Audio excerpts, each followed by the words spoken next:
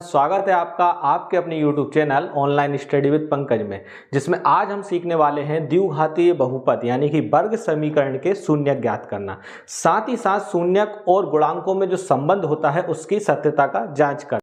जैसा कि हमारा पहला सवाल दिया हुआ है x square minus 2x minus 8, ये हमारा द्विघातीय समीकरण है यानी कि बहुपद है।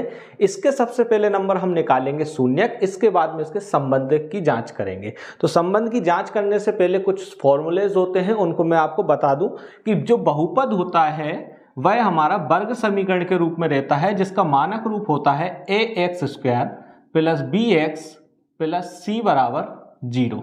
ये हमारा वर्ग समीकरण का मानक रूप होता है, अर्थात द्विघातीय समीकरण का मानक रूप होता है। एक्स स्क्वायर के साथ जो गुणांक का अंक होता है जिसे हम गुणांक बोलते हैं उसे a कहा जाता है। एक्स के साथ जो गुणा में होता है उसे b कहा जाता है और जो बिना एक्स के होता है उसे c कहा जाता है। तो इसकी तुलना करते हुए हम जो है शून्यकों का योगफल, शून्यक जो कहते हैं, यदि दो शून्यक है तो उसे हम अल्फा और बीटा कहेंगे, तीन शून्यक हैं तो अल्फा बीटा और गामा कहेंगे। फिलहाल में हमें द्विघातीय समीकरण दिया है, तो द्विघातीय समीकरण के कितने शून्यक होते हैं?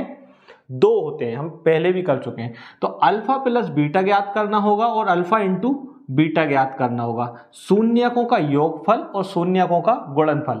वैसे यदि सूत्र की बात की जाए तो इसका सूत्र होता है शून्यकों का योगफल मतलब कि अल्फा प्लस बीटा बराबर होता है माइनस का बी अपॉन ए, और अल्फा इंटू बीटा बराबर होता है सी अपॉन ए।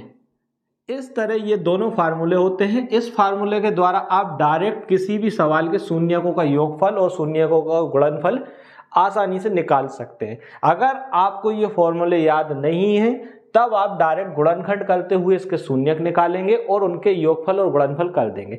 फिलहाल में हमें दोनों काम करना है, क्योंकि हमारा प्रश्न दिया हुआ है शून्यक ज्ञात कीजिए, तो इसके शून्यक ज्ञात करेंगे हम गुणनखंड विधि से। दूसरी बात दी है कि गुणांकों, मतलब ये गुणांक ही तो है ए बी सी, गुणांकों तथा शून्यकों के बीच में जो संबंध है उसकी सत्यता की जांच करना है। मतलब कि हमारे सबसे पहले नंबर हम शून्यक निकालेंगे, उनको जोड़ेंगे और इस सूत्र को पुट करेंगे, दोनों के आंसर सेम आना चाहिए। फिर उन दोनों का गुणा करेंगे शून्यकों का और इस सूत्र में इनको पुट करेंगे वैल्यू को, तो उनके आंसर समान आना चाहिए, तभी हमारी सत्यता की जांच होगी। तो आइए करते हैं हम पहला सवाल। पहला हमें दिया हुआ है x square minus 2x minus 8, इसके बराबर में आप सबसे पहले नंबर 0 मान लीजिए, क्योंकि शून्य ज्ञात करना, शून्य हमेशा शून्य के समतुल्य यानी कि बराबर रहते हैं, इक्विवेलेंट रहते हैं। गुणनखंड करने की क्या टेक्निक होती है? 8 का हम सबसे पहले नंबर यहाँ गुणा करते हैं, तो 8 एकम 8। बीच वाली संख्या को ऐसे दो भागों में तोड़ते हैं एक्स वाली संख्या को कि गुणा करने पे 8 आ जाए, जोड़ने या घटाने पे ये परिणाम प्राप्त हो जाए। तो 4 और 2 ऐसी संख्या है, 4 दूनी 8 और 4 में से 2 जाएंगे, कितना बचेगा? राइट, 2 ही बचना है। तो इसको हम तोड़ लेते हैं एक्स स्क्वायर। गुणनखंड करना यदि नहीं आता है तो मैं वीडियो में लिंक दे देता हूं, आप उस लिंक से अच्छे से गुणनखंड करना सीख लीजिए, क्योंकि मैंने उसमें बहुत डीपली बताया है। राइट, एक्स स्क्वायर माइनस, यहाँ पे मैं थोड़ा सा एक स्टेप डायरेक्ट लिख देता हूँ, 4x प्लस का 2x माइनस का 8 बराबर 0। देखिए क्या किया है मैंने, 2x को तोड़ दिया, 2x को दो भागों में तोड़ दिया, माइनस का 4x प्लस का 2x, माइनस के 4x में से प्लस का 2x जाएगा, क्या बचेगा? माइनस का 2x ही बचना। फिर दो दो के पेयर बना लीजिए, जोड़े बना लिए, x कॉमन आ गया, अंदर बचेगा x माइनस 4, इधर से प्लस 2 कॉमन आ गया, अंदर बचेगा x माइनस 4 बराबर 0 चल ही रहा है हमारा। x माइनस 4 दोनों में दिख रहा है, इसमें भी दिख रहा है, इसमें भी दिख रहा है, तो x माइनस 4 को हमने बाहर निकाल लिया, कॉमन ले लिया, अंदर क्या बचा? x बचा और प्लस का 2 बचा बराबर 0। तो ये हमारे गुणनखंड हो गए। अब शून्यक कैसे निकालते हैं, यहाँ तक तो आपने पिछली कक्षाओं में सीखा ही है। अब शून्यक कैसे निकालते हैं, एक बार इसके बराबर में 0 रख दीजिए और एक बार कोमा लगा के x प्लस 2 के बराबर में 0 रख दीजिए, पक्षांतर कर दीजिए, तो x बराबर हो जाएगा 4, राइट, x बराबर हो जाएगा 4 और x बराबर हो जाएगा माइनस 2। तो देखिए वर्ग समीकरण था ये, मतलब द्विघातीय समीकरण था, तो जिसकी घात 2 थी तो उसके शून्यक भी कितने निकले? 2 ही निकले ना। x का एक मान आया 4 और एक मान आया 2। अब हमसे बोला जा रहा है कि मूलों का योगफल ज्ञात कीजिए। तो मूल यानी मूल भी कहते हैं इसको, शून्यक भी कहते हैं, राइट, कंफ्यूज मत होना कि कभी मूल बोल रहे हैं सर, कभी शून्यक बोल रहे हैं। तो मूलों का योगफल यानी कि शून्यकों का योगफल यदि बोले, मतलब कि क्या हो जाएगा, यहाँ पे आप लिखेंगे शून्यक को का योग, शून्यकों का योग कितना हो जाएगा, 4 प्लस माइनस के 2, राइट, चिन्ह सहित लेंगे ना हम इसको, तो ये हो जाएगा 4 में से 2 गए, कितने बचा, 2 बचा, आपको कितना बचेगा, 2 बचेगा। तो योग कितना आ गया शून्यकों का, 2 आ गया। अच्छा, शून्यकों का गुणनफल निकालिए, शून्यकों का गुणनफल, गुणनफल कितना प्राप्त हो रहा है आपको, 4 इंटू माइनस 2, 4 दूनी 8, और वो भी काय के आएंगे, माइनस के 8 आएंगे। क्यों आएंगे, क्योंकि प्लस माइनस माइनस, ठीक है। तो यहाँ पे इसको हम क्लोज करते हैं, यहाँ पे इसको क्लोज करते हैं। अब हम अपने सूत्र से इसको हल करेंगे। तो सूत्र से हल करने का तरीका ये है कि सबसे पहले नंबर वर्ग समीकरण की तुलना आप लिखेंगे, वर्ग द्विघाती समीकरण x square minus 2x minus 8 बराबर 0 की तुलना ax square plus bx plus c बराबर 0 से करने पर, 0 से करने पर आप लिखेंगे बाकायदा x square minus 2x minus 8 बराबर 0 की तुलना x square plus bx plus c बराबर 0 से करने पर। तब x ऐसा कैसा रहेगा अपना, और इधर a है तो इधर क्या है, कुछ नहीं तो 1 ले सकते हैं। तो a की वैल्यू आ गई 1, b की वैल्यू क्या आ गई, b की वैल्यू आ गई, यहाँ x है, ये ऐसा कैसा, यहाँ b की वैल्यू आ गई -2, चिन्ह सहित लेना, यहाँ c की वैल्यू आ गई -8 आ गई है। ये तीनों वैल्यू आ चुकी हैं आपको। अब तीनों वैल्यू जब आ चुकी हैं तो मूल शून्य के यानी कि मूलों का योगफल क्या होता है, माइनस का b अपॉन है, तो आप लिखेंगे अल्फा प्लस बीटा बराबर होता है माइनस का b अपॉन है। वैल्यू रखिएगा माइनस का b, तो माइनस ये लगाया मैंने, और b की वैल्यू कितनी -2, तो ये कोष्टक लगा के -2 लिखा, अपॉन a की वैल्यू कितनी है 1, तो माइनस गुणा माइनस प्लस हो जाएगा, 1/में है तो इसका कोई सेंस ही नहीं है, तो इसका फाइनली आंसर कितना आ जाएगा, 2 आ जाएगा। तो देखिए मूलों का योगफल कितना आ रहा है 2, और यहाँ पे अपना मूलों का योगफल यानी शून्यकों का योगफल कितना आया है 2, मतलब कि सत्यता की जांच हो गई है। जो इसके द्वारा आंसर आया है वही इसके द्वारा आंसर आ रहा है। वहीं यदि हम गुणनफल की बात करें, अल्फा इंटू बीटा बराबर होता है c अपॉन a, c की वैल्यू कितनी है, c की वैल्यू है हमारी -8 अपॉन a की वैल्यू कितनी है 1, मतलब कि आंसर कितना आएगा -8।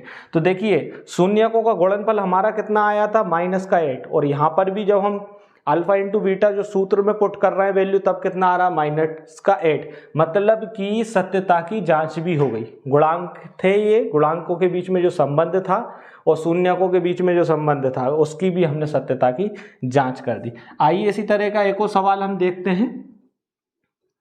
जैसे कि दूसरा सवाल दिया हुआ है 6x square minus 3 minus 7x, इसके बराबर में 0 लिख लीजिए। अब ये आपको लग रहा होगा ये कैसा सवाल है, ये तो वर्ग समीकरण के रूल को फॉलो ही नहीं कर रहा।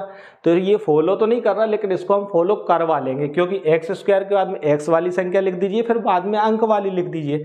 तो सबसे पहले नंबर इसको अरेंज करके लिखेंगे हम, तो ये हो जाएगा 6x स्क्वायर माइनस का 7x माइनस का 3 बराबर 0, चिन्ह सहित हमने इसको उठा लिया है। अब क्या करते हैं, इसके गुणनखंड करते हैं, 6 तिया 18। तो ऐसी दो संख्याएं ढूंढो जो जोड़ने या घटाने पर 7 आ जाए, लेकिन गुणा करने पर 18 आ जाए। तो 9 दूनी 18, 9 में से 2 गए, 7 बचे राइट। तो इसको हम करेंगे 6x स्क्वायर माइनस का 9x प्लस का 2x माइनस का 3 बराबर 0। देखिए क्या किया हमने, 7x को तोड़ के लिख दिया, 9x 2x, माइनस का 9x है प्लस का 2x है, जब हम जोड़ेंगे घटाएंगे तो क्या आ जाएगा, माइनस का 7x ही आ जाएगा।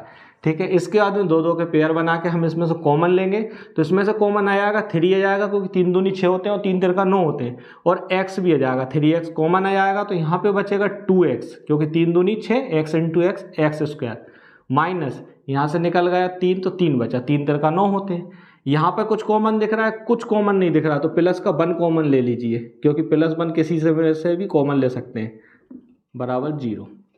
यहाँ पे देखिए 2x माइनस 3, 2x माइनस 3, इन दोनों में से कॉमन आ गया आपको 2x माइनस 3, अंदर क्या बचेगा, अंदर बचेगा 3x प्लस 1 बराबर 0। अब आप क्या करेंगे, ये आपके गुणनखंड आ गए। शून्य ज्ञात करने का तरीका क्या है, 2x माइनस 3 बराबर 0 कर दीजिए, और यहाँ पे 3x प्लस 1 बराबर 0 कर देंगे। पक्षांतर कीजिए, इसका पक्षांतर किया तो 2x बराबर हो जाएगा प्लस का 3 और यहाँ पे हो जाएगा 3x बराबर माइनस का 1। बटे में ले आइए तो x की वैल्यू हो जाएगी 3/2 और यहाँ पर x की वैल्यू हो जाएगी माइनस का 1/3। तो ये दो जो हैं आपको शून्यक निकल के आ गए हैं। दो क्या निकल कर आ गए हैं? शून्यक। अब इनका शून्यकों का हम योगफल और गुणनफल ज्ञात करेंगे। तो शून्यकों का योगफल ज्ञात कीजिए, यहाँ लिख दीजिए आप शून्यकों का योग, जोड़िए दोनों को, 3/2 प्लस माइनस का 1/3, माइनस का 1/3। एलसीएम लीजिए, 3 और 2 का एलसीएम कितना आएगा? 6 आएगा। 3 3 का 9 माइनस 2 एकम 2, तो ये आपको प्राप्त हो जाएगा योग।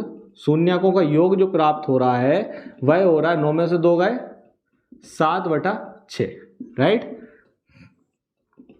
अब शून्यकों का गुणनफल निकालिए, तो आप लिखेंगे शून्यकों का गुणनफल बराबर, गुणा कीजिए इनका कौन कौन सी संख्या का, 3/2 इंटू माइनस का 1/3, माइनस का 1/3, 3 से 3 कैंसिल, तो ये आपको गुणनफल जो है वो कितना आ रहा है?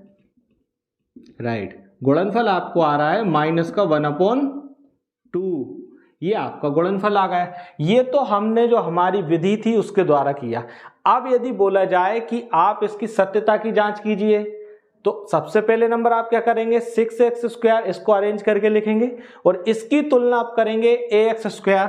यहाँ पे सत्यता की जांच भी लिखेंगे, यहाँ पे सत्यता की जांच।